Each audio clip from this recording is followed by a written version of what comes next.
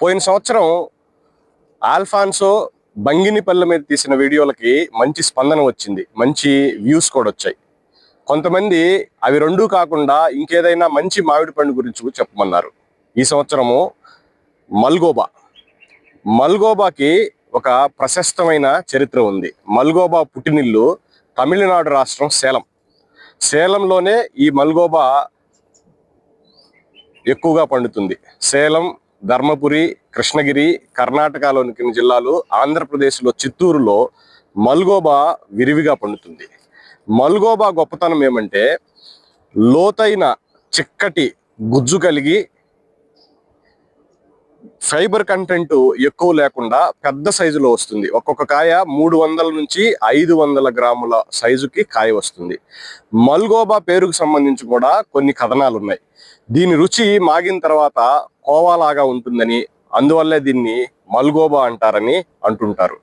మల్గోబా అత్యంత రుచికరమైన మామిడి పండు, ఎక్కువ గుజ్జుతో వస్తుంది.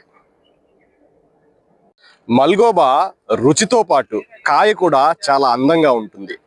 గుండ్రటి వాలుతో ఉన్న ఆకారము, గుండెని పోలిన ఆకారంతో ఉంటుంది. మల్గోబా ముట్టి చాలా చిన్నదిగా ఉండి లోతైన గుజ్జు ఉంటుంది, గుజ్జు శాతం ఎక్కువ ఉంటుంది. ఆకారము గుండెని పోలి గుండ్రటి వాలు తిరిగిన ఆకారం ఉంటుంది. రుచికే కాదు అందంలో కూడా మల్గోబా చాలా పేరెన్నికగన్నది. మామిడి ప్రపంచమంతా వ్యాపించింది. పోర్చుగీస్ ద్వారా, బ్రిటిష్ వాళ్ళ ద్వారా మామిడి అంతా ప్రపంచానికి పరిచయం చేశారు. అలాగే మల్గోబాని కూడా 1889లో United States Department of Agriculture వారు ఈ మల్గోబాని అమెరికాకు తీసుకెళ్లే ప్రయత్నం చేశారనమాట.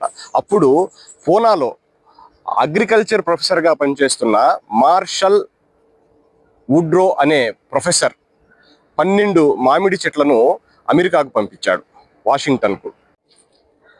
అలా 1895లో అమెరికాకి తీసుకెళ్లిన 12 మామిడి చెట్లు ఇక్కడ ఈ వేడి వాతావరణంలో అలవాటు పడి పెరిగే మామిడి చెట్టు వాషింగ్టన్లో ఉన్న గడ్డకట్టే చలికి తట్టుకోలేక ఆ 12 చెట్లలో 10 చెట్లు చనిపోతాయి, 2 చెట్లు మాత్రమే మిగులుతాయి.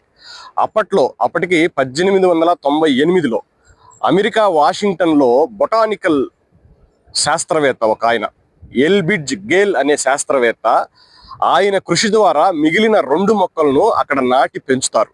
కానీ ఇక్కడ వచ్చినంత విరివిగా అక్కడ కాపు రాకపోయినా అవి బతికి కాయల్ని కాస్తాయి. ఆ విధంగా ఆ ఎల్బిడ్జ్ గేల్ చేసిన కృషి ఫలితంగా ఈరోజు అమెరికాలో